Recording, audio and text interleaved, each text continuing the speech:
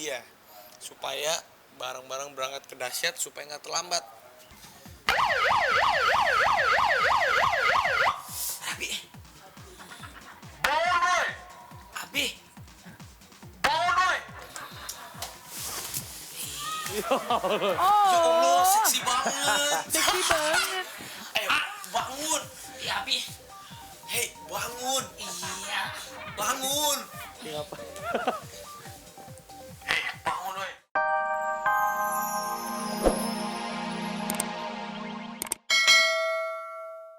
Assalamualaikum Ustaz. Sehat banget. Sehat. Assalamualaikum Ustaz. Dek, Assalamualaikum. Baik Ustaz. Tangga. Ustaz, silakan duduk Ustaz. Pak Ustaz, kita baru aja kehilangan sahabat kita. Ya. Nah Pak Ustaz kan kita tahu dari kemarin tuh ikut mulai dari jenazah kedatangan, bisa berbagi sedikit Pak Ustaz. Dan tadi di awal kita tampilin cuplikan tentang jiwa sosialnya sosok Olga Saputra. Iya. Ada yang Ustaz tahu nggak? Saya tahu itu kan sore ya, pas nonton gala premiernya Ustadz Ahmad Al-Habsyi itu. Oke. Saya dapat info dari temen, terus saya nggak percaya karena udah sering kayak gitu kan. Benar. Takutnya cuman orang iseng lah. Terus tanya ada Bunda Dorce broadcast, bener. Oh. Saya niat, jadi sebelum Bang Olga masuk ke rumah sakit, dia tuh rutin banget Bang. Oke. Saya ingat sama abang lu pertama kali ketemu Olga di Dahsyat ya. Iya.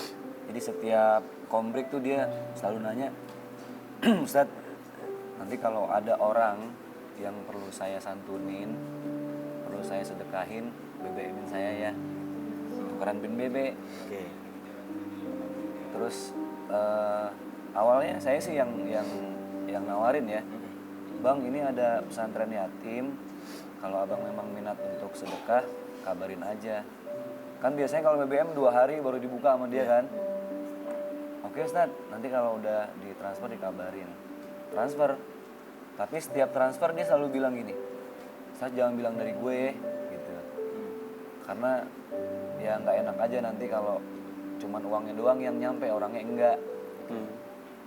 Terus yang jadi lebih sering itu di saat Bang Olga bilang gini, kan saya pernah masang DP anak-anak yang hidrosefalus ya, yang kepalanya besar gitu.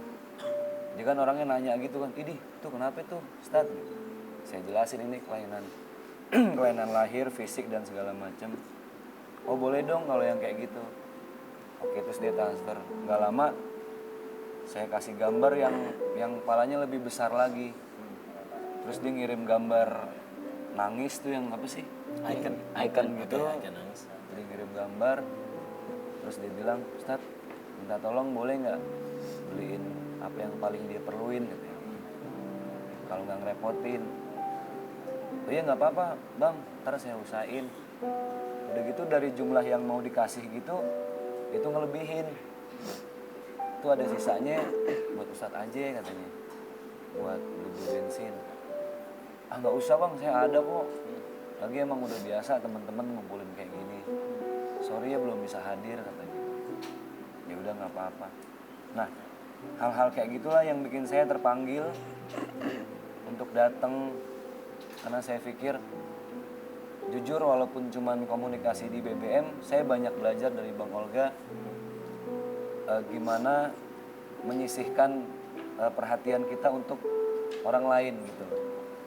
Bahkan ketika saya kasih gambar anak hidrosefalus yang kepalanya besar itu, dia sampai bilang, gue bersyukur banget deh katanya, masih normal.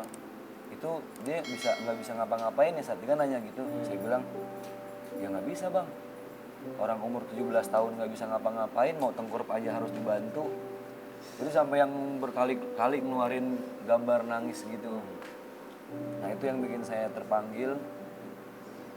Ya nggak ada niat apa-apa, walaupun secara BBM Bang Olga termasuk guru saya untuk berbagi. Amin. Gitu. Subhanallah ya, akhirnya kita juga tahu kalau Olga tuh pasti pengen hadir, cuman karena segala kegiatan yang sibuk tapi sempetin gimana caranya, dan alhamdulillah meskipun Kak Olga sibuk tapi masih sempat untuk bisa berbuat baik, dan itu jadi contoh juga buat kita semua. Berbuat baik tuh bisa di mana saja dan kapan saja. Asal niat. Saya pernah ketemu di bandara. Jadi waktu itu dia mau ngisi acara berapa orang gitu. Saya juga mau ada tugas tausiah, ketemu papasan. Terus dia yang gitulah, Ustadz, gitu. Gimana kemarin yang masalah anak itu jadi dibeliin apa? Jadi ingat gitu loh. Oh iya. Nanyain. Nanya, jadi dibeliin apa? Bilang, Bang, anak itu masih punya ibu. Saya bilang. Terus adanya banyak, ada 2, ada 3. Terus jadi dibeliin apa, Ustaz? Enggak, uangnya saya kasih buat adik-adik sekolah. Itu yang nangis, yang kan Bang Olga tuh cepet banget. Ya, Apa sih? tersentuh. Ya, Tersentuh tersentuh ya. ya hatinya. Terus nangis. Terus dia langsung ngeluarin uang gitu. Ustaz ambil aja katanya berapa? Ntar kasih lagi ke emaknya katanya gitu. Itu lagi mau ke toilet. Udah nggak usah Bang. Kayaknya kemarin udah cukup kok yang dari abang. Udah ambil aja. Jadi saya suruh ngambil kayak Dia di ngasih tas, dompetnya gitu ya? di tas Oh, gitu di Bang. tas ya? Tas yang apa sih? Ransel. Selempang gitu kan. Kecilnya itu. Ambil aja. Saya kan nggak mau. Udah abang aja ngambil kasih ke saya. Udah ambil aja. Terus saya bercandain. Ngambil pertama buat dia, kedua buat saya Bang. Dia ketawa. Ustaz tenang aja gitu. Akhirnya saya ambil. Terus nggak lama, udah itu terakhir. Sebelum itu waktu sama Bang Raffi di sini, dulu masih di pojok situ dulu ya Bang. Iya. Terus dia bilang gini, Ustaz, ntar kabarin lagi ya. Iya Bang. Saya banyolin gini, Bang, abang kan rutin nih, belum sampai sebulan kadang udah ngasih. Udah ngingetin saya. Pak Ustaz ada lagi nggak orang yang mau dibagi? Abang kenapa nggak bikin pesantren yatim? Apa pesantren orang cacat gitu. Iya. Itu saya pengen banget, waktunya belum ada katanya gitu. Nah ini nih yang bikin saya terharu. Saya sekarang masih pengen ngebahagiain keluarga dulu Ustaz. Amin. Saya bilang, itu aja udah sedekah Bang. Karena abang ini bahagia nggak sendiri. Tapi gimana yang ngebahagiain orang tua sama keluarga. Itu jauh lebih mulia ketimbang kita bantu masjid, bikin pesantren, tapi pengen dipuji orang. Itu terakhir. Pak Ustadz kan sempat berada di ambulansnya Kak Olga waktu Jenazah datang ya? ya jenazah datang, dan sekaligus sebagai imam juga waktu itu seperti apa sih suasananya? Boleh diceritakan? Tadi yang saya bilang sebenarnya niatnya sih cuma pengen ya datang takziah gitu ya Bang, baca Yasin kayak biasa lah. Yang jadi imam waktu itu memang Habib Selon, guru spiritualnya Bang Olga. Terus kata Habib Selon, Ustaz Zaki, ente ntar sambutan. Aneh izin dong sama ayah, Pak RW tuh. Pak RW, nggak apa-apa nih. Pak Saya Ustadz, kan, mohon maaf iya, sebentar ya. iya. Aku ke belakang dulu Oke, ya. oke. Kak Denny.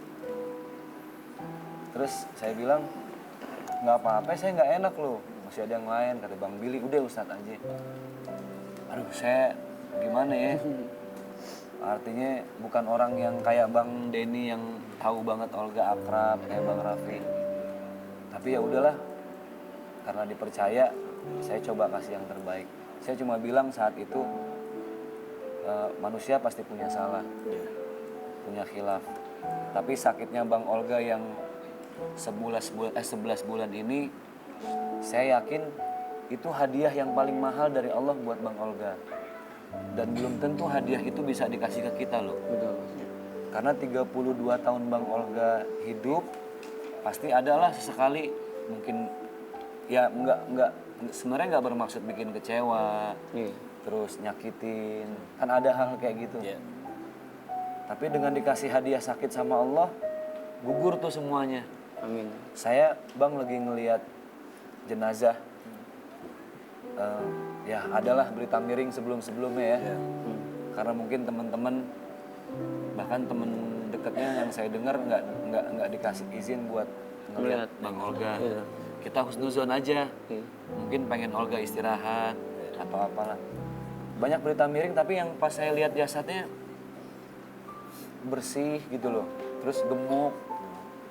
Terus memang agak gondrong sih. Pas dimandiin karena kena air dia jadi agak panjang gitu. Artinya bener-bener nggak ada apa-apa, nggak ada yang aneh, Ada yang aneh ya. nggak ada yang beda. Saya yakin pertama mungkin kekuatan berbaginya Bang Olga. Yang kedua kekuatan dia untuk menerima hadiah tadi. Sakit selama 11 bulan gitu loh. Nah, tinggal permasalahannya adalah apa iya suatu saat ketika kita kembali kepada Allah juga dalam keadaan orang begitu banyak datang peduli sama kita, kan belum tentu. Jadi ya sudahlah, kekurangan Bang Olga, kesalahan, tutup rapat-rapat. Sekarang kita belajar dari kebaikan beliau dan berusaha untuk menjadi lebih baik dari itu. Oke, nah ini cerita yang luar biasa sekali yang baru kita dengar dan ternyata hal-hal seperti ini dilakukan sama Olga ya Pak Ustadz. Iya. Memang kepeduliannya, kebaikannya, hal-hal itu juga nggak ada yang kita tahu, cuman antara pribadi Ustadz sama Olga.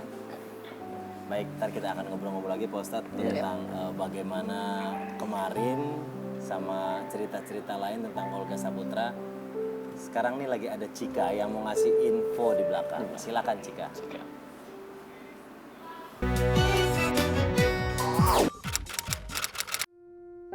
Dulu Olga sering beli kerupuk ke sini. Kadang-kadang kalau ada acara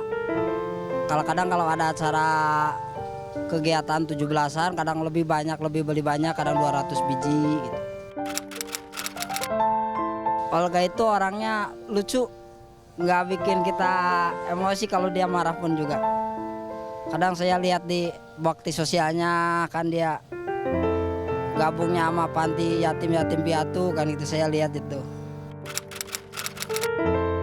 Mudah-mudahan Olga diterima amal ibadahnya dan ditetapkan iman dan Islamnya.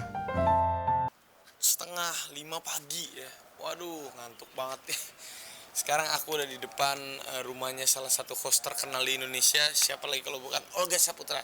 Sekarang aku mau bangun dia supaya bareng-bareng berangkat ke dahsyat supaya nggak terlambat. Abi. Bonoy. Abi. Bonoy. Ya Allah, seksi banget. Seksi banget. Bangun. Ya, Abi. Hei, bangun. Iya. Bangun. Hei, bangun, woy. Kita harus dahsyat. Hei, bangun, woy. Iya tahu ya Allah. Tahu ngapain sih, ah? Gue datang ke sini supaya kita bangun. Tuh ajan, lu jadi imamnya. Upin Ipin.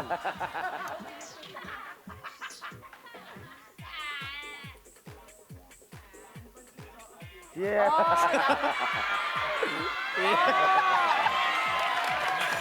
Sama ibunya gitu ya. Ya Allah, lama banget sih lu. Jalan lu lelet banget kayak keong lu, jalan yang cepet dong. Biar semangat, kata Opa kita harus cari arus. Siapa sih itu? Opa itu siapa? Opa, eksekutif produser dahsyat, masa nggak tahu?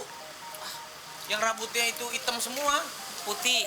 Hah? Yang kerjaan cuma mondar mandir doang. Ya tapi kan itu bos kita, itu bos. Jendela kali ya dibukain pintunya. Masuk kok. Masuk. Saya parno dari dalam ada siapa? Ada, masuk. Gak ada, ayo. Gak ada siapa-siapa. Ya Allah, lu curigaan aja sama gue.